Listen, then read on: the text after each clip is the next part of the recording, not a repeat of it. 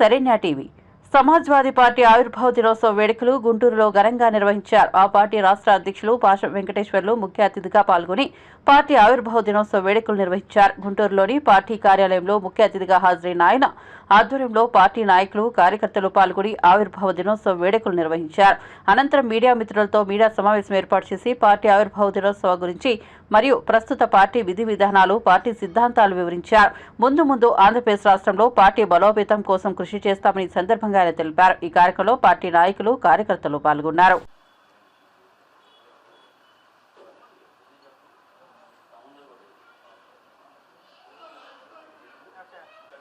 Media మిత్రులందరికీ కూడా నమస్కారం. నా పేరు పాషం వెంకటేశ్వర్లు, సమాజ్వాదీ పార్టీ రాష్ట్ర అధ్యక్షుడిగా ఉన్నాను. గత సంవత్సరం ఎన్నికల్లో కూడా పార్టీ 37 స్థానాల్లో ఎమ్మెల్యేలుగా, 7 స్థానాల్లో ఎంపీలుగా పోటీ చేస్తున్నాం ఆంధ్రప్రదేశ్లో.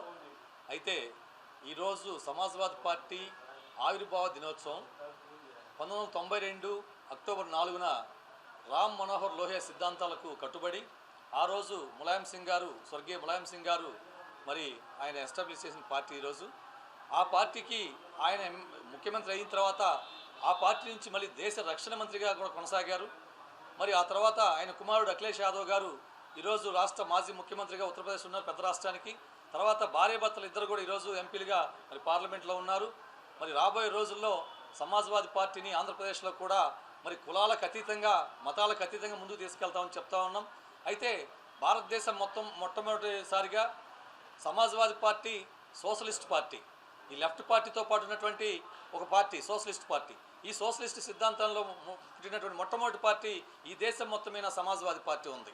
మరి ఆయన ఆశయాలను ఖచ్చితంగా తీసుకెళ్లి బడుగు బలహీన వర్గాల కోసం పనిచేసినటువంటి పార్టీ ఏదైనా దేశంలో ఉందంటే మీకు తెలుసు. గతంలో కూడా మరి ఈ ఆదివాసులు వాళ్ళు పోడి వ్యవసాయం చేసుకుంటే వాటి మీద పార్లమెంట్లో మొట్టమొదటిసారిగా గొంతును ఎత్తినటువంటి డింపుల్ యాదవ్ గారు ఎంపీగా ఉన్నారు. అట్లాగే ముస్లిం రిజర్వేషన్స్ మీద, అలాగే నిమ్న జాతుల మీద, బీసీ కుల జనగణన మీద ఈరోజు పార్లమెంట్లో ఎవరైనా వాయిస్ ఉంది అంటే అది సమాజ్వాదీ పార్టీ. 6 స్థానాలు ఉన్నటువంటి సమాజ్వాదీ పార్టీ ఈరోజు దేశంలో అతిపెద్ద పార్టీగా 37 ఎంపీలు తీసుకోవడానికి ఈరోజు 37 ఎంపీలు గెలిచి దేశంలో 3వ పార్టీగా ఎదిగాం కాబట్టి గర్వంగా ఫీల్ అవుతున్నాం.